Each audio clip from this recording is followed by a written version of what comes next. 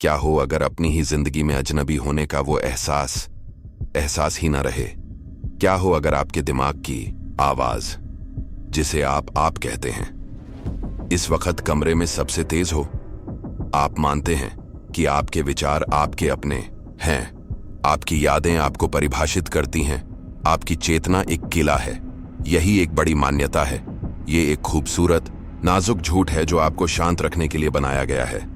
लेकिन आपके डीएनए में एक कोड दबा है, एक सुप्त संकेत जो सही आवृत्ति के जागने का इंतजार कर रहा है। और जो कहानी आप सुनने वाले हैं वो सिर्फ एक कहानी नहीं है, ये एक आवृत्ति है। जब ये सब खत्म होगा तब तक आपको अपने मन के सन्नाटे पर भरोसा नहीं रहेगा, क्योंकि आप समझ जाएंगे कि आप अपने घर के मालिक नहीं हैं। अभी आप बस उसमें रह रहे हैं और असली मालिक घर आने वाला है। एलिजा कैन एक नई दुनिया की तलाश में पाइनवुड, मोंटाना नहीं गई थी। वह एक नई दुनिया से भागने आई थी। सीडीसी में एक दशक बिताने के बाद मानवीय संक्रमण की अनियमित, अव्यवस्थित रेखाओं का पता लगाते हुए उन्हें पहाड़ों की स्वच्छ पूर्वानुमेय खामोशी की लालसा थी। पाइनवुड शांति का एक आभास था, एक शांत कोना जहां उनके अतीत का बहरा कर देने वाला शोर आखिरकार लॉजपोल चीड़ के पेड़ों के बीच से बहती हवा की फुसफुसाहट में विलीन हो सकता था। उन्होंने अपने सबसे नजदीकी पड़ोसी से मीलों दूर एक छोटा सा केबिन खरीदा और सूरज और मौसमों द्वारा निर्धारित एक लय में रम गईं। यह शांति का एक सचेत चयन था, एक जानबूझकर एकांतवास, एक आंतरिक दुनिया में जिसे वह आखिरकार नियंत्रित कर सकती थीं।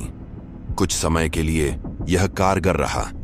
विशाल उदासीन आकाश एक मरहम था और सन्नाटा एक आश्रय था। उन्हें लगा कि उन्होंने धरती पर वह एक जगह पाली है जिसे दुनिया का पागलपन छू नहीं सकता। वह गलत थी। पागलपन दुनिया के लिए नहीं आ रहा था, यह पाइनवुड के लिए आ रहा था, और यह पहले से ही यहां था। पहला संकेत सूक्ष्म था जिसे आसानी से नजरअंदाज किया जा सकता था। यह 3 मार्च 2025 था। एक झिलमिलाहट, उसकी शांत वास्तविकता के ताने बाने में एक कंपन। यह उस पुराने शॉर्टवेव रेडियो से आया जो उसने रसोई के काउंटर पर रखा था, एक ऐसा अवशेष जो वह मौसम की रिपोर्ट के लिए इस्तेमाल करती थी। उस दोपहर के सन्नाटे को तोड़ने वाली कोई तूफान की चेतावनी नहीं थी। यह एक स्वर था, एक धीमी गूंजती हुई गुनगुनाहट जो उसके दांतों में कंपन पैदा कर रही थी।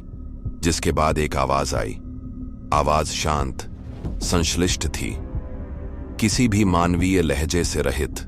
यह निर्दिष्ट ऑपरेशनल थिएटर के सभी निवासियों के लिए एक प्रसारण है, उसने तीखे और ठंडे शब्दों में कहा। एक चयन चल रहा है, तैयारी की स्थिति मान लो, यह एहसास ही कुंजी है। फिर जैसे ही यह शुरू हुआ वैसे ही अचानक गायब हो गया। उसकी जगह स्थिरता की चरमराहट ने ले ली। एलिजा जमी हुई खड़ी रही, उसके हाथ में बर्तन धोने का कपड़ा जमीन पर टपक रहा था। ऑपरेशनल थिएटर, चयन, यह फीमा की भाषा नहीं थी, यह सैन्य भाषा नहीं थी, यह कुछ और था। एक ऐसे खतरे के लिए एक विदेशी वाक्य विन्यास जिसका वह नाम नहीं बता सकती थी। लेकिन यह तो बस सतह है। आवाज डराने वाली थी, लेकिन उसके बाद जो नजारा दिखा उसने उसके पेट में डर को और गहरा कर दिया। अगली सुबह वे आए। उनकी एक कतार उसके केबिन के नीचे काउंटी रोड पर घुमावदार रास्ते से गुजर रही थी। बिना निशान वाले जैतून के रंग के सैन्य ट्रक, किसी स्थानीय बाढ़ के लिए नेशनल गार्ड के हमवी नहीं, बल्कि भारी भरकम काफिले वाले वाहन जैसे आप युद्धग्रस्त देशों की खबरों में देखते हैं। वे एक खामोश, अटल उद्देश्य के साथ आगे बढ़ रहे थे, मोंटाना की धूल के बादल उड़ा रहे थे। वे अंतर्राज्यीय या पास के वायुसेना अड्डे की ओर नहीं जा रहे थे। वे पुरानी उगाई पहुंच सड़कों की ओर मुड़ रहे थे, ऐसे रास्ते जो पहाड़ों में गहरे अंदर उन चांदी और तांबे की खदानों की ओर जाते थे जो लंबे समय से बंद पड़ी थीं, सुरंगें जो पिछले शीत युद्ध के डर के बाद से बंद कर दी गई थीं। यह एक सक्रिय शक्ति थी जो दिन के उजाले में अपनी ताकत दिखा रही थी। फिर भी यह एक भूत जैसा लग रहा था। कोई समाचार रिपोर्ट नहीं, कोई आधिकारिक बयान नहीं, बस शक्ति का एक खामोश स्थिर जुलूस पहाड़ों के अंधेरे मुंह में गायब होता जा रहा था। आप पहले से ही वहीं हैं जहां आपको होना चाहिए, रेडियो की आवाज उसके दिमाग में गूंजी। अलगाव का एहसास गहराता गया। यह वह शांतिपूर्ण एकांत नहीं था जिसे उसने चुना था। यह एक थोपा हुआ क्वारंटाइन था। पाइनवुड के चारों ओर एक अदृश्य बाड़ खड़ी की जा रही थी। सैन्य उपस्थिति और भी ज्यादा स्पष्ट और स्पष्ट होती गई। काफिले रोजमर्रा की बात हो गई। उनके इंजनों की धीमी आवाज ने पक्षियों के गीत की जगह ले ली। फिर चौकियां दिखाई देने लगीं। मुख्य सड़कों पर नहीं, बल्कि पैदल चलने के रास्तों और लकड़ी काटने के रास्तों पर बिना बोले सैनिकों से लैस, जिनके चेहरे हेलमेट और सामरिक उपकरणों से ढके हुए थे। वे बस वहीं खड़े रहे। भावशून्य प्रहरी उन रहस्यों की रखवाली कर रहे थे जिन्हें वह समझ नहीं पा रही थी। उसका सीडीसी दिमाग दौड़ रहा था, एक परिकल्पना गढ़ने की कोशिश कर रहा था। कोई रासायनिक रिसाव, कोई वायरल प्रकोप। उसने पहले भी रोकथाम के प्रोटोकॉल देखे थे। यह कोई प्रोटोकॉल नहीं था। यह क्वारंटाइन नहीं, बल्कि एक कब्जा जैसा लग रहा था। वे सिर्फ उस इलाके को नियंत्रित नहीं कर रहे थे, वे उसे किसी चीज के लिए तैयार कर रहे थे। उसकी पूरी चेतना चीख रही थी कि जात कारक गलत थे। यही वो बात है जिसने सब कुछ बदल दिया। असली खौफ तब शुरू हुआ जब उसने सूट देखे। अपनी दूरबीन से खदान के मुख्य द्वार के ऊपर की पहाड़ी से उसने उन्हें देखा।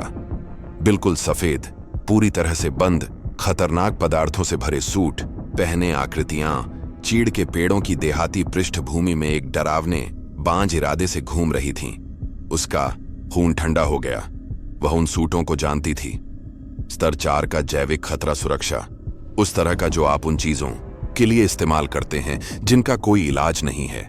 वे चीजें जो जिंदगी की परिभाषा ही बदल देती हैं। यही वो पल था जब उसकी बड़ी सावधानी से बनाई हुई शांति बिखर गई। वो एहसास ही कुंजी था, और वो एहसास था शुद्ध भय। ये कोई रिसाव नहीं था जिसे वे साफ कर रहे थे। ये एक घोंसला था जिसमें वे छेद कर रहे थे। वो अदृश्य खतरों की दुनिया से भागी थी और खुद को एक ऐसे खतरे के केंद्र में पाया जो पुराना था, छिपा हुआ था और अब जानबूझकर जगाया जा रहा था। उसे लगा कि वो संक्रामकता के नियम समझती है, कि चीजें कैसे फैलती हैं, लेकिन ये अलग लगा। ऐसा लगा जैसे कोई कल्पना हकीकत में जड़ें जमा रही हो। 2 दिन इसी तरह के भय के साए में बीते। फिर 5 मार्च को रेडियो फिर से खड़खड़ाया। इस बार स्वर ज्यादा तीखा, ज्यादा आग्रहपूर्ण था। बनावटी आवाज अब शांत नहीं थी, वह कटी हुई जरूरी थी। आपातकालीन निर्देश जारी। गैलेटिन काउंटी में सभी निर्दिष्ट सुविधाएं अब सक्रिय हैं। अपने निर्धारित आश्रय स्थल की ओर बढ़ें। यह कोई अभ्यास नहीं है। सुरक्षा की धारणा अमान्य है। आपका चयन पुष्टि है। संदेश दोहराया गया। एक ठंडे नीरस चक्र में एलिजा का प्रशिक्षण काम आया, जिसने डर को एक भयावह स्पष्टता से दबा दिया। निर्दिष्ट सुविधाएं वह ठीक ठीक जानती थी कि वे क्या हैं। उसने सालों पहले अवर्गीकृत नक्शे देखे थे। एक विकृत जिज्ञासा। वे शीत युद्ध के विनाशकारी आश्रय स्थल थे। एक विस्मृत सर्वनाश के अवशेष, पहाड़ों के नीचे गहरे ग्रेनाइट में छत्ते की तरह। लेकिन कुछ अलग थे। सरकार की निरंतरता या विशेष वैज्ञानिक परियोजनाओं के लिए चिह्नित। वे जनता को बचाने के लिए नहीं बनाए गए थे। वे रहस्यों को छुपाने के लिए बनाए गए थे। और अब उन्हें जगाया जा रहा था। अब और गहराई में जाओ। उसे देखना था, समझना था। छुप कर रहने के लिए चिल्लाती हर सहज प्रवृत्ति को नजरअंदाज करते हुए एलिजा अपने ट्रक में सवार हुई और पुरानी स्टर्लिंग खदान की ओर चल पड़ी, जो उस गतिविधि का केंद्र थी। वह ज्यादा दूर नहीं जा पाई। पहुंच मार्ग से 1 मील पहले ही रास्ता अवरुद्ध था। यह कोई साधारण चौकी नहीं थी। यह एक सैन्य दुर्गम स्थान था। कंक्रीट के अवरोधक, रेजर तार और पूरी तरह से युद्धक पोशाक में सैनिक, अपनी राइफलें धीमी मुद्रा में तैयार। एक सैनिक जिसका चेहरा एक उदासीन व्यावसायिकता का मुखौटा था, आगे बढ़ा और उसने हाथ उठाया। उसकी आवाज धीमी थी, जिसे गले के माइक ने और तेज कर दिया। यह क्षेत्र संघीय अधिकार क्षेत्र में है। अभी वापस मुड़ जाओ। बातचीत की कोई गुंजाइश नहीं थी। बैलिस्टिक चश्मे के पीछे से दिखाई देने वाली उसकी आंखें बेहद शांत थीं। यह एक ऐसे व्यक्ति की तटस्थ अवस्था थी जिसके लिए अविश्वसनीयता रोजमर्रा की बात हो गई थी। यह एक ऐसी सक्रिय शक्ति थी जिसे खुद को समझाने की जरूरत नहीं थी। यह बस थी। जैसे ही उसने अपना ट्रक पीछे किया, उसे एहसास हुआ, आप पहले से ही पिंजरे के अंदर हैं। आपने अभी तक सलाखें नहीं देखी थीं। बल प्रयोग से बाधित वह सूक्ष्मता की ओर मुड़ी। जानकारी ही कुंजी थी और शहर की स्मृति सेना के ब्लैकआउट से भी लंबी थी। वह पाइनवुड सामुदायिक क्लिनिक गई, एक छोटी सी इमारत जिसके तहखाने में दशकों पुराने कागजी रिकॉर्ड सड़ रहे थे।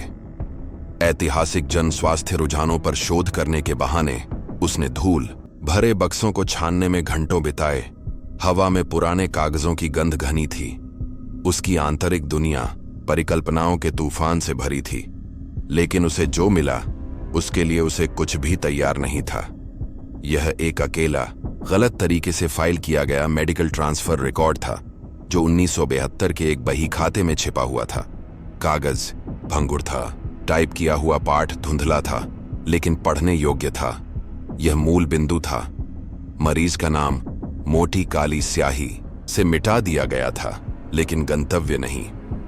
डार्पा विशेष परियोजनाओं में स्थानांतरण।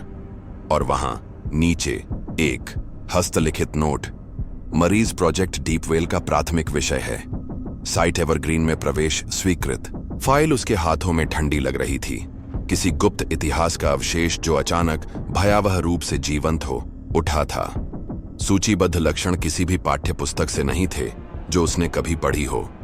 यूवी प्रकाश में कौशिकीय जैव प्रकाशिकता, चोट वाली जगहों पर अनियमित और तेज ऊतक पुनर्जनन, प्रकाश सुनने की व्यक्तिपरक रिपोर्ट। यह चिकित्सा की नहीं, विज्ञान कथा की भाषा थी। DARPA project Deepwell, site evergreen.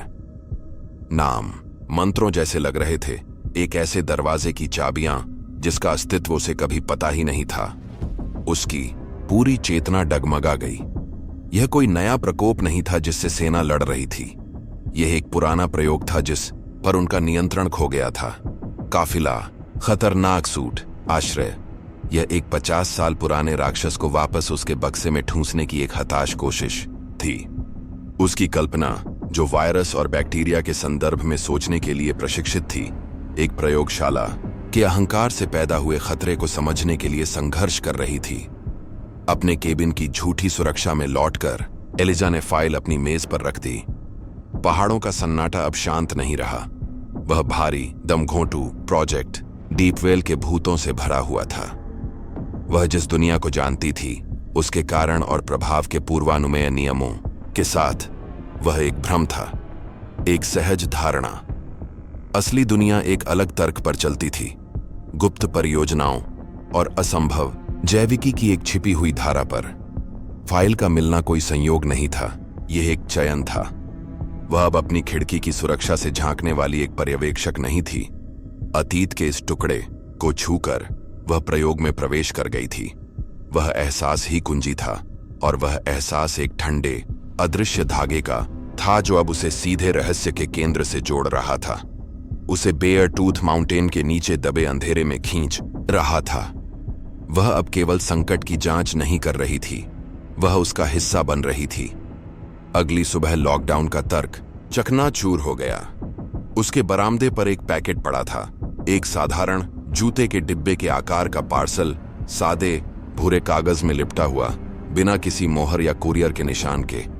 यह पहुंचाया नहीं गया था, इसे रख दिया गया था। यह एक ऐसी वस्तु थी जो क्वारंटाइन को चुनौती दे रही थी, एक ऐसी शक्ति द्वारा भेजा गया संदेश जो सैनिकों और उनकी चौकियों से अलग धरातल पर काम करती थी। इसे खोलते ही उसके हाथ कांप उठे।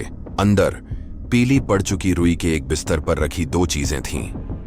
पहली एक भारी पुराने जमाने की पीतल की चाबी थी, जिसकी सतह पर उम्र का एक हरा रंग चिपका हुआ था।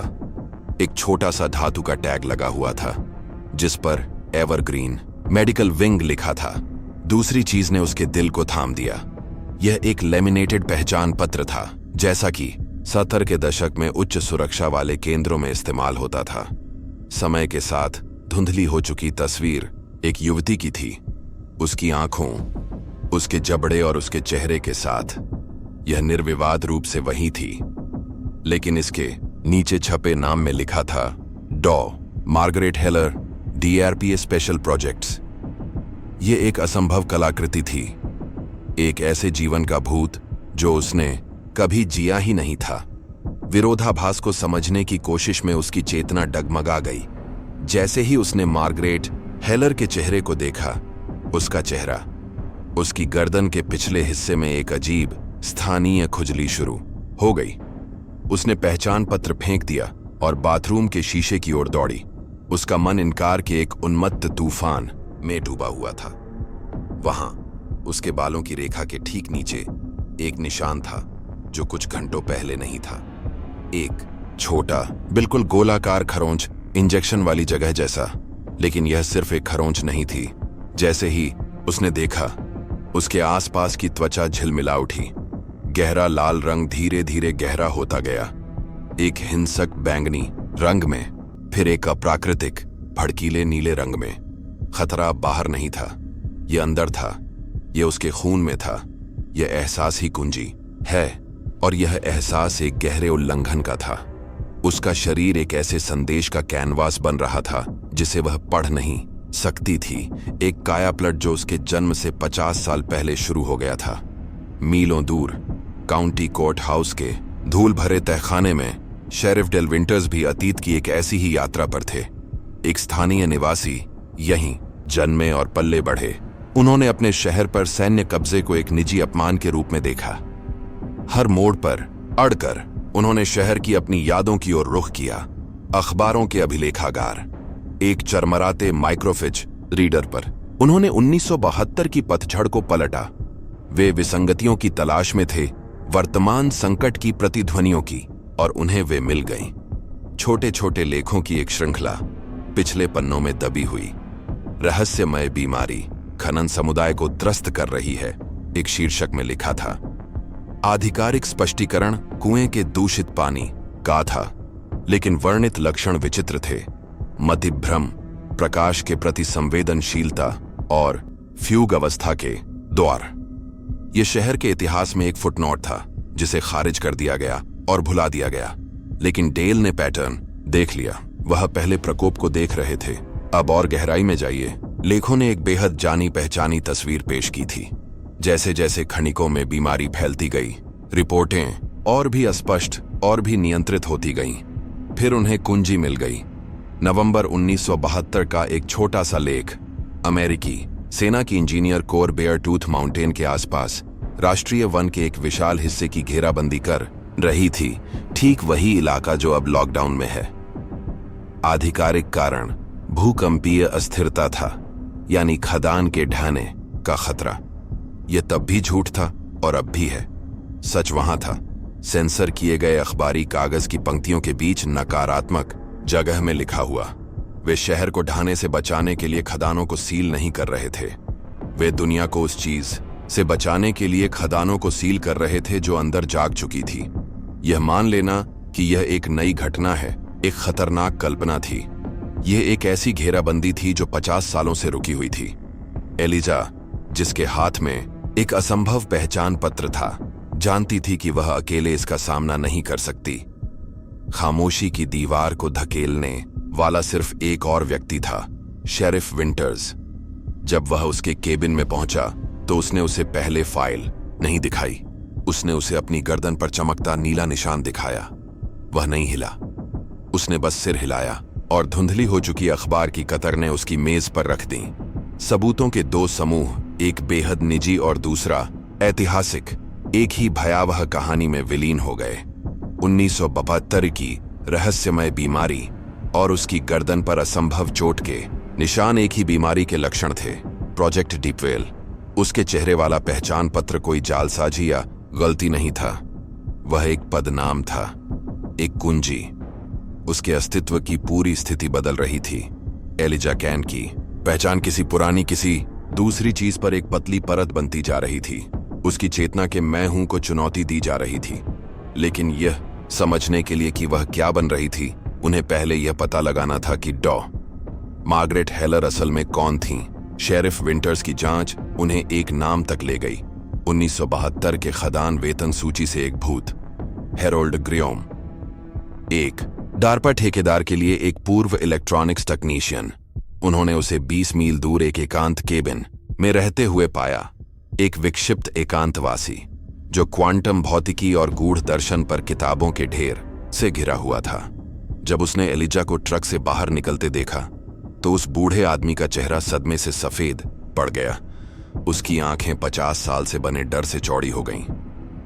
यह तुम हो, उसने फुसफुसाते हुए कहा। उसकी आवाज कांप रही थी। इतने समय के बाद तुम वापस आ गई। उसने उन्हें अंदर ले जाया। एक ऐसे व्यक्ति की उन्मत्त ऊर्जा जो आधी सदी से अपनी कहानी सुनाने का इंतजार कर रहा था। वह सिर्फ एक गवाह नहीं था, वह सच्चाई का द्वारपाल था। और एलिजा को देखकर उसे पता था कि रहस्यों का समय खत्म हो गया है। वह एक ऐसे भूत को देख रहा था जिसे बनाने में उसने मदद की थी, और उसे देखना इस बात की अंतिम पुष्टि थी कि चक्र फिर से शुरू हो रहा है। यही वो चीज है जो सब कुछ बदल देती है। यह यहां शुरू नहीं हुआ, ग्रियोम ने कर्कश स्वर में कहा। यह साइबेरिया में शुरू हुआ 1972 में। एक गहरी धरती की ड्रिलिंग टीम ने लाखों साल पुरानी परमाफ्रॉस्ट परत की खोज की और उन्हें कुछ मिला। उन्होंने इसे बीज कहा। यह किसी भी तरह से जैविक नहीं था जैसा कि वे समझते थे। यह एक क्रिस्टलीय संरचना थी जो एक मंद आंतरिक प्रकाश से स्पंदित हो रही थी, और यह समझ से परे प्राचीन थी। एक अलौकिक उत्पत्ति की कलाकृति। डार्पा इसे मोंटाना की स्टर्लिंग खदान में लाया और इसका नाम बदलकर साइट एवरग्रीन रख दिया, क्योंकि गहरा, ठंडा, भूगर्भीय रूप से स्थिर वातावरण ही एकमात्र जगह थी जहां वे इसका सुरक्षित अध्ययन कर सकते थे। उन्होंने इसकी भयानक सक्रिय शक्ति के बारे में बताया। यह संक्रमित नहीं करती थी, यह मारती नहीं थी, यह प्रतिध्वनित होती थी। यह एक मौन उपपरमाण्विक आवृत्ति उत्सर्जित करती थी जो कोशिकाओं को नष्ट नहीं करती थी बल्कि उनकी संरचना को ही बदल देती थी। यह काया पलट के लिए उत्प्रेरक थी। यह आपको बीमार नहीं करती थी, इसने आपको कुछ और बना दिया। हम इसे समझने की कोशिश कर रहे थे, ग्रियोम ने एलिजा पर नजर गड़ाए हुए कहा। लेकिन डॉ हेलर, क्या हो अगर अपनी ही जिंदगी में अजनबी होने का वो एहसास ही न रहे? क्या हो अगर आपके दिमाग की आवाज, जिसे आप कहते हैं, इस वक्त कमरे में सबसे तेज हो? आप मानते हैं कि आपके विचार आपके अपने हैं, आपकी यादें आपको परिभाषित करती हैं, आपकी चेतना एक किला है। यही एक बड़ी मान्यता है। ये एक खूबसूरत नाजुक झूठ है जो आपको शांत रखने के लिए बनाया गया है। लेकिन आपके डीएनए में एक कोड दबा है, एक सुप्त संकेत जो सही आवृत्ति के जागने का इंतजार कर रहा है। और जो कहानी आप सुनने वाले हैं वो सिर्फ एक कहानी नहीं है, ये एक आवृत्ति है। जब ये सब खत्म होगा तब तक आपको अपने मन के सन्नाटे पर भरोसा नहीं रहेगा, क्योंकि आप समझ जाएंगे कि आप अपने घर के मालिक नहीं हैं। अभी आप बस उसमें रह रहे हैं और असली मालिक घर आने वाला है। डडॉ एलिजा कैन एक नई दुनिया की तलाश में पाइनवुड, मोंटाना नहीं गई थी। वह एक नई दुनिया से भागने आई थी। सीडीसी में 1 दशक बिताने के बाद मानवीय संक्रमण की अनियमित, अव्यवस्थित रेखाओं का पता लगाते हुए उन्हें पहाड़ों की स्वच्छ, पूर्वानुमेय खामोशी की लालसा थी। पाइनवुड शांति का एक आभास था, एक शांत कोना जहां उनके अतीत का बहरा कर देने वाला शोर आखिरकार लॉजपोल चीड़ के पेड़ों के बीच से बहती हवा की फुसफुसाहट में विलीन हो सकता था। उन्होंने अपने सबसे नजदीकी पड़ोसी से मीलों दूर एक छोटा सा केबिन खरीदा और सूरज और मौसमों द्वारा निर्धारित एक लय में रम गईं। यह शांति का एक सचेत चयन था, एक जानबूझकर एकांतवास, एक आंतरिक दुनिया में जिसे वह आखिरकार नियंत्रित कर सकती थीं। कुछ समय के लिए यह कारगर रहा। विशाल उदासीन आकाश एक मरहम था और सन्नाटा एक आश्रय था। उन्हें लगा कि उन्होंने धरती पर वह एक जगह पाली है जिसे दुनिया का पागलपन छू नहीं सकता। वह गलत थीं। पागलपन दुनिया के लिए नहीं आ रहा था, यह पाइनवुड के लिए आ रहा था। और यह पहले से ही यहां था। पहला संकेत सूक्ष्म था जिसे आसानी से नजरअंदाज किया जा सकता था। यह 3 मार्च 2025 था। एक झिलमिलाहट, उसकी शांत वास्तविकता के ताने बाने में एक कंपन। यह उस पुराने शॉर्टवेव रेडियो से आया जो उसने रसोई के काउंटर पर रखा था, एक ऐसा अवशेष जो वह मौसम की रिपोर्ट के लिए इस्तेमाल करती थी। उस दोपहर के सन्नाटे को तोड़ने वाली कोई तूफान की चेतावनी नहीं थी। यह एक स्वर था, एक धीमी गूंजती हुई गुनगुनाहट जो उसके दांतों में कंपन पैदा कर रही थी, जिसके बाद एक आवाज आई। आवाज शांत, संश्लिष्ट थी, किसी भी मानवीय लहजे से रहित। यह निर्दिष्ट ऑपरेशनल थिएटर के सभी निवासियों के लिए एक प्रसारण है। उसने तीखे और ठंडे शब्दों में कहा, एक चयन चल रहा है, तैयारी की स्थिति मान लो। यह एहसास ही कुंजी है। फिर जैसे ही यह शुरू हुआ वैसे ही अचानक गायब हो गया। उसकी जगह स्थिरता की चरमराहट ने ले ली। एलिजा जमी हुई खड़ी रही। उसके हाथ में बर्तन धोने का कपड़ा जमीन पर टपक रहा था। ऑपरेशनल थिएटर, चयन, यह फीमा की भाषा नहीं थी, यह सैन्य भाषा नहीं थी, यह कुछ और था। एक ऐसे खतरे के लिए एक विदेशी वाक्य विन्यास जिसका वह नाम नहीं बता सकती थी। लेकिन यह तो बस सतह है। आवाज डराने वाली थी, लेकिन उसके बाद जो नजारा दिखा उसने उसके पेट में डर को और गहरा कर दिया। अगली सुबह वे आए। उनकी एक कतार उसके केबिन के नीचे काउंटी रोड पर घुमावदार रास्ते से गुजर रही थी। बिना निशान वाले जैतून के रंग के सैन्य ट्रक, किसी स्थानीय बाढ़ के लिए नेशनल गार्ड के हमवी नहीं, बल्कि भारी भरकम काफिले वाले वाहन, जैसे आप युद्धग्रस्त देशों की खबरों में देखते हैं। वे एक खामोश, अटल उद्देश्य के साथ आगे बढ़ रहे थे। मोंटाना की धूल के बादल उड़ा रहे थे। वे अंतर्राज्यीय या पास के वायुसेना अड्डे की ओर नहीं जा रहे थे। वे पुरानी उग आई पहुंच सड़कों की ओर मुड़ रहे थे।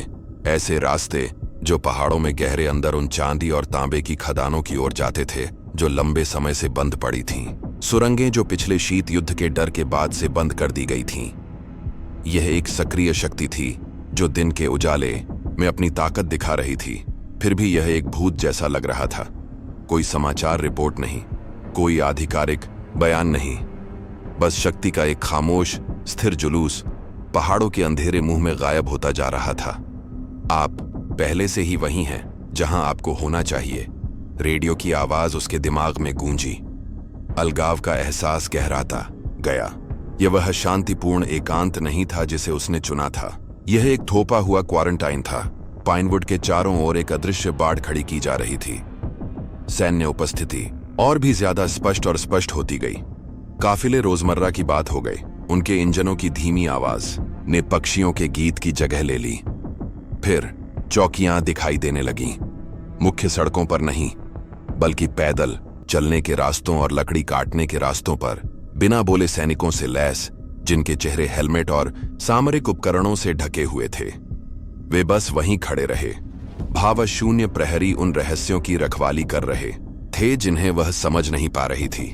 उसका सीडीसी दिमाग दौड़ रहा था, एक परिकल्पना गढ़ने की कोशिश कर रहा था। कोई रासायनिक रिसाव, कोई वायरल प्रकोप। उसने पहले भी रोकथाम के प्रोटोकॉल देखे थे। ये कोई प्रोटोकॉल नहीं था। ये क्वारंटाइन नहीं, बल्कि एक कब्जा जैसा लग रहा था। वे सिर्फ उस इलाके को नियंत्रित नहीं कर रहे थे, वे उसे किसी चीज के लिए तैयार कर रहे थे। उसकी पूरी चेतना चीख रही थी कि झात कारक गलत थे। यही वो बात है जिसने सब कुछ बदल दिया। असली खौफ तब शुरू हुआ जब उसने सूट देखे। अपनी दूरबीन से खदान के मुख्य द्वार के ऊपर की पहाड़ी से उसने उन्हें देखा। बिल्कुल सफेद, पूरी तरह से बंद, खतरनाक पदार्थों से भरे सूट पहने आकृतियां चीड़ के पेड़ों की देहाती पृष्ठभूमि में एक डरावने बांझ इरादे से घूम रही थीं। उसका खून ठंडा हो गया। वह उन सूटों को जानती थी। स्तर 4 का जैविक खतरा सुरक्षा, उस तरह का जो आप उन चीजों के लिए इस्तेमाल करते हैं जिनका कोई इलाज नहीं है। वे चीजें जो जिंदगी की परिभाषा ही बदल देती हैं। यही वो पल था जब उसकी बड़ी सावधानी से बनाई हुई शांति बिखर गई। वो एहसास ही कुंजी था, और वो एहसास था शुद्ध भय। ये कोई रिसाव नहीं था जिसे वे साफ कर रहे थे। ये एक घोंसला था जिसमें वे छेद कर रहे थे। वो अदृश्य खतरों की दुनिया से भागी थी और खुद को एक ऐसे खतरे के केंद्र में पाया जो पुराना था, छिपा हुआ था और अब जानबूझकर जगाया जा रहा था। उसे लगा कि वो संक्रामकता के नियम समझती है, कि चीजें कैसे फैलती हैं। लेकिन ये अलग लगा। ऐसा लगा जैसे कोई कल्पना हकीकत में जड़ें जमा रही हो। 2 दिन इसी तरह के भय के साए में बीते। फिर 5 मार्च को रेडियो फिर से खड़खड़ाया। इस बार स्वर ज्यादा तीखा, ज्यादा आग्रहपूर्ण था। बनावटी आवाज अब शांत नहीं थी, वह कटी हुई, जरूरी थी। आपातकालीन निर्देश जारी। गैलाटिन काउंटी में सभी निर्दिष्ट सुविधाएं अब सक्रिय हैं। अपने निर्धारित आश्रय स्थल की ओर बढ़ें। यह कोई अभ्यास नहीं है। सुरक्षा की धारणा अमान्य है। आपका चयन पुष्टि है। संदेश दोहराया गया। एक ठंडे नीरस चक्र में एलिजा का प्रशिक्षण काम आया, जिसने डर को एक भयावह स्पष्टता से दबा दिया। निर्दिष्ट सुविधाएं, वह ठीक ठीक जानती थी कि वे क्या हैं। उसने सालों पहले अवर्गीकृत नक्शे देखे थे। एक विकृत जिज्ञासा। वे शीत युद्ध के विनाशकारी आश्रय स्थल थे। एक विस्मृत सर्वनाश के अवशेष, पहाड़ों के नीचे गहरे ग्रेनाइट में छत्ते की तरह। लेकिन कुछ अलग थे। सरकार की निरंतरता या विशेष वैज्ञानिक परियोजनाओं के लिए चिह्नित। वे जनता को बचाने के लिए नहीं बनाए गए थे। वे रहस्यों को छुपाने के लिए बनाए गए थे। और अब उन्हें जगाया जा रहा था। अब और गहराई में जाओ। उसे देखना था, समझना था। छुपकर रहने के लिए चिल्लाती हर सहज प्रवृत्ति को नजरअंदाज करते हुए एलिजा अपने ट्रक में सवार हुई और पुरानी स्टर्लिंग खदान की ओर चल पड़ी, जो उस गतिविधि का केंद्र थी। वह ज्यादा दूर नहीं जा पाई। पहुंच मार्ग से 1 मील पहले ही रास्ता अवरुद्ध था। यह कोई साधारण चौकी नहीं थी। यह एक सैन्य दुर्गम स्थान था। कंक्रीट के अवरोधक, रेजर तार और पूरी तरह से युद्धक पोशाक में सैनिक, अपनी राइफलें धीमी मुद्रा में तैयार। एक सैनिक, जिसका चेहरा एक उदासीन व्यावसायिकता का मुखौटा था, आगे बढ़ा और उसने हाथ उठाया। उसकी आवाज धीमी थी, जिसे गले के माइक ने और तेज कर दिया। यह क्षेत्र संघीय अधिकार क्षेत्र में है। अभी वापस मुड़ जाओ। बातचीत की कोई गुंजाइश नहीं थी। बैलिस्टिक चश्मे के पीछे से दिखाई देने वाली उसकी आंखें बेहद शांत थीं। यह एक ऐसे व्यक्ति की तटस्थ अवस्था थी जिसके लिए अविश्वसनीयता रोजमर्रा की बात हो गई थी। यह एक ऐसी सक्रिय शक्ति थी जिसे खुद को समझाने की जरूरत नहीं थी। यह बस थी। जैसे ही उसने अपना ट्रक पीछे किया, उसे एहसास हुआ, आप पहले से ही पिंजरे के अंदर हैं। आपने अभी तक सलाखें नहीं देखी थीं। बल प्रयोग से बाधित वह सूक्ष्मता की ओर मुड़ी। जानकारी ही कुंजी थी और शहर की स्मृति सेना के ब्लैकआउट से भी लंबी थी। वह पाइनवुड सामुदायिक क्लिनिक गई, एक छोटी सी इमारत जिसके तहखाने में दशकों पुराने कागजी रिकॉर्ड सड़ रहे थे। ऐतिहासिक जन स्वास्थ्य रुझानों पर शोध करने के बहाने उसने धूल भरे बक्सों को छानने में घंटों बिताए। हवा में पुराने कागजों की गंध घनी थी। उसकी आंतरिक दुनिया परिकल्पनाओं के तूफान से भरी थी, लेकिन उसे जो मिला उसके लिए उसे कुछ भी तैयार नहीं था। यह एक अकेला, गलत तरीके से फाइल किया गया मेडिकल ट्रांसफर रिकॉर्ड था, जो 1972 के एक बही खाते में छिपा हुआ था। कागज भंगुर था, टाइप किया हुआ पाठ धुंधला था, लेकिन पढ़ने योग्य था। यह मूल बिंदु था। मरीज का नाम मोटी काली स्याही से मिटा दिया गया था, लेकिन गंतव्य नहीं। डार्पा विशेष परियोजनाओं में स्थानांतरण। और वहां नीचे एक हस्तलिखित नोट, मरीज प्रोजेक्ट डीपवेल का प्राथमिक विषय है। साइट एवरग्रीन में प्रवेश स्वीकृत। फाइल उसके हाथों में ठंडी लग रही थी। किसी गुप्त इतिहास का अवशेष जो अचानक भयावह रूप से जीवंत हो उठा था। सूचीबद्ध लक्षण किसी भी पाठ्य पुस्तक से नहीं थे जो उसने कभी पढ़ी हो। यूवी प्रकाश में कौशिकीय जैव प्रकाशिकता, चोट वाली जगहों पर अनियमित और तेज ऊतक पुनर्जनन, प्रकाश सुनने की व्यक्तिपरक रिपोर्ट। यह चिकित्सा की नहीं, विज्ञान कथा की भाषा थी। DARPA project Deepwell, site Evergreen, नाम मंत्रों जैसे लग रहे थे। एक ऐसे दरवाजे की चाबियां जिसका अस्तित्व उसे कभी पता ही नहीं था। उसकी पूरी चेतना डगमगा गई। यह कोई नया प्रकोप नहीं था जिससे सेना लड़ रही थी। यह एक पुराना प्रयोग था जिस पर उनका नियंत्रण खो गया था। काफिला, खतरनाक सूट, आश्रय। यह एक 50 साल पुराने राक्षस को वापस उसके बक्से में ठूंसने की एक हताश कोशिश थी। उसकी कल्पना जो वायरस और बैक्टीरिया के संदर्भ में सोचने के लिए प्रशिक्षित थी। एक प्रयोगशाला के अहंकार से पैदा हुए खतरे को समझने के लिए संघर्ष कर रही थी। अपने केबिन की झूठी सुरक्षा में लौटकर एलिजा ने फाइल अपनी मेज पर रख दी। पहाड़ों का सन्नाटा अब शांत नहीं रहा। वह भारी दमघोंटू प्रोजेक्ट डीप वेल के भूतों से भरा हुआ था। वह जिस दुनिया को जानती थी उसके कारण और प्रभाव के पूर्वानुमेय नियमों के साथ वह एक भ्रम था, एक सहज धारणा। असली दुनिया एक अलग तर्क पर चलती थी, गुप्त परियोजनाओं और असंभव जैविकी की एक छिपी हुई धारा पर। फाइल का मिलना कोई संयोग नहीं था, यह एक चयन था। वह अब अपनी खिड़की की सुरक्षा से झांकने वाली एक पर्यवेक्षक नहीं थी। अतीत के इस टुकड़े को छूकर वह प्रयोग में प्रवेश कर गई थी।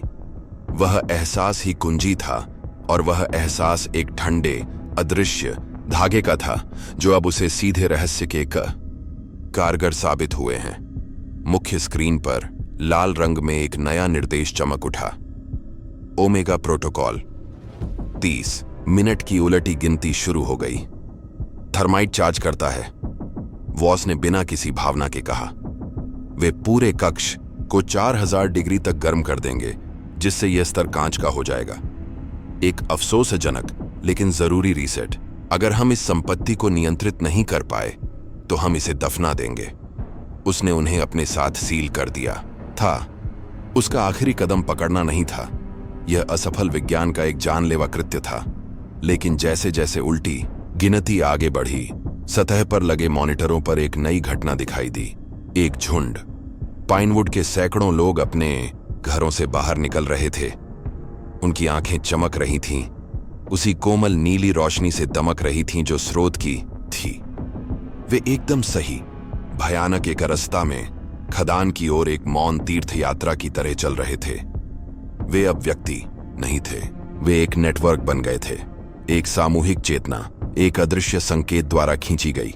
यह बीमारी कभी बीमारी नहीं थी, यह एक निमंत्रण था, एक उन्नयन। एलिजा हेलर ने उन्हें अपने मन में महसूस किया। आवाजों का एक समूह, जागरूकता का एक सागर, सब उस पर केंद्रित। उसका चयन सिर्फ उसके लिए नहीं था, यह उन सभी के लिए एक सूत्र बनना था।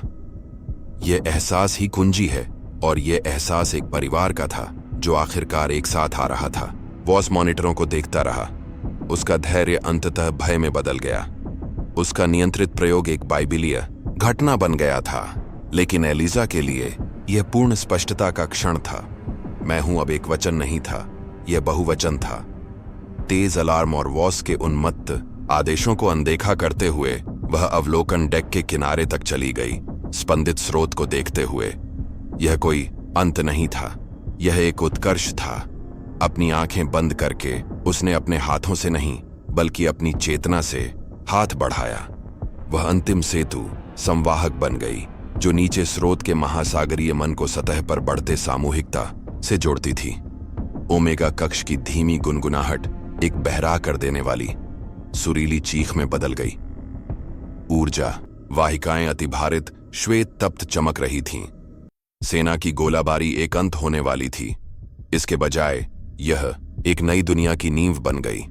उलटी गिनती शून्य पर पहुंच गई। थर्माइट के आवेशों के विस्फोट होते ही एक चकाचौंध कर देने वाली खामोश चमक अवलोकन खिड़की में भर गई। मजबूत कांच टूट गया, दरारों के एक मकड़ी के जाले से पागल हो गया। लेकिन वह उस प्रचंड तरंग के सामने टिक गया।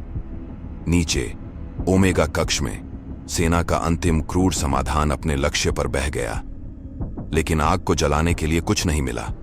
झिलमिलाती नीली ऊर्जा का एक विशाल गोला असंभव रूप से ठोस स्रोत से फूट पड़ा, उसे पूरी तरह से ढकते हुए। यह केवल स्रोत की शक्ति नहीं थी। सतह पर पाइनवुड के रूपांतरित लोग एक साथ खड़े थे। उनके जुड़े हुए मन एक मानसिक लेंस बना रहे थे जो उनकी सामूहिक इच्छा शक्ति को इस एकल अवज्ञा कार्य में केंद्रित कर रहा था। बल की धारणा, मानव जाति की परम सक्रिय शक्ति एक एकीकृत चेतना के सामने पूरी तरह से नपुंसक हो गई थी। एक मरती हुई दुनिया की आग एक नई दुनिया के पालने पर बह गई और विफल हो गई। जब थर्माइट का प्रकोप समाप्त हो गया तो ऊर्जा कवच विलीन हो गया।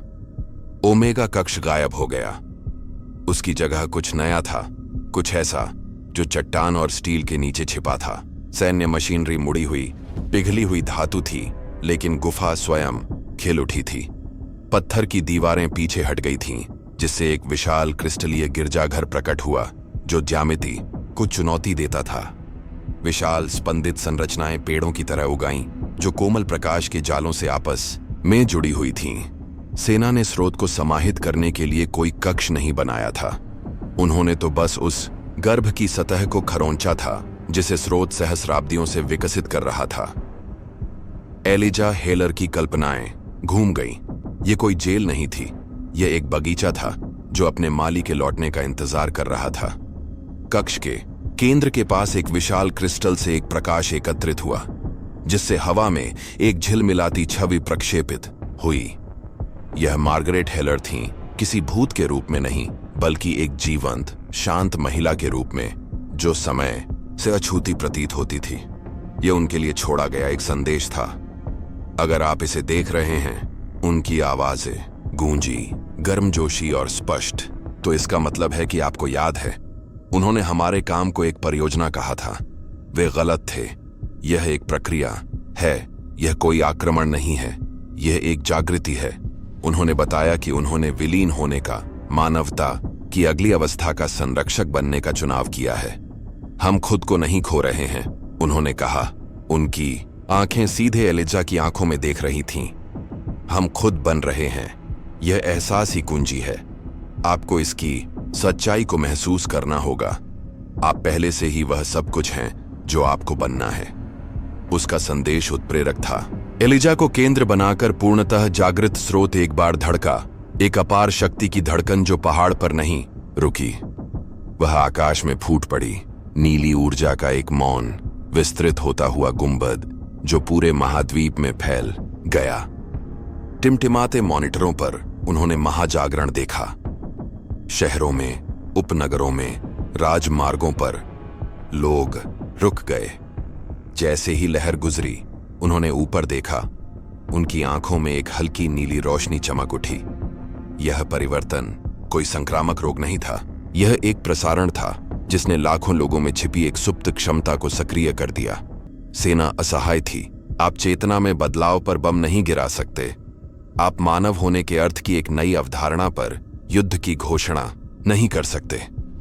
उनके नियंत्रण की पूरी दुनिया एक पल में विलीन हो गई। मोंटाना में वापस पाइनवुड नई दुनिया का केंद्र बन गया। शहर खुद रूपांतरित हो रहा था। घर, गलियां और जंगल उसी चमकदार स्फटिक वास्तुकला में विलीन हो गए जैसे नीचे का कक्ष। शहर अब एक जगह नहीं, बल्कि एक जीवंत एंटीना बन गया था।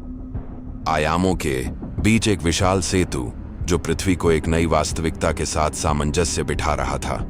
इसके केंद्र में वह चेतना जो कभी एलिजा कैन और मार्गरेट हेलर थी, अब द्वारपाल के रूप में निवास कर रही थी। एकल मैं गायब हो गया था। उसकी जगह महासागरीय हम हैं ने ले ली थी। मानवता का आंतरिक संसार एक एकल दीप्तिमान नेटवर्क में विलीन हो रहा था। उनका उद्देश्य अब स्पष्ट था। उनका चयन पूरा हो गया था। वे अभिसरण की तैयारी कर रहे थे, अंततः उस अंतरतारकीय संवाद में शामिल होने के लिए जो समय की शुरुआत से ही उनका इंतजार कर रहा था। मानव युग समाप्त हो गया था। चेतना का युग शुरू हो गया था। प्रसारण समाप्त हो गया है, लेकिन संकेत अब आपके भीतर है। आपके मन के शांत स्थानों में गूंज रहा है। आपको बताया गया था कि यही भावना कुंजी है। तो अभी आप क्या महसूस कर रहे हैं? आपके विचारों के पीछे की वह अजीब सी गुनगुनाहट, वह अचानक जागरूकता, क्या यह डर है या पहचान? अगर यह कहानी आपके भीतर गूंज रही है, तो यह संयोग नहीं है, यह एक लक्षण है। सब्सक्राइब करें और सभी सूचनाओं के लिए घंटी बजाएं।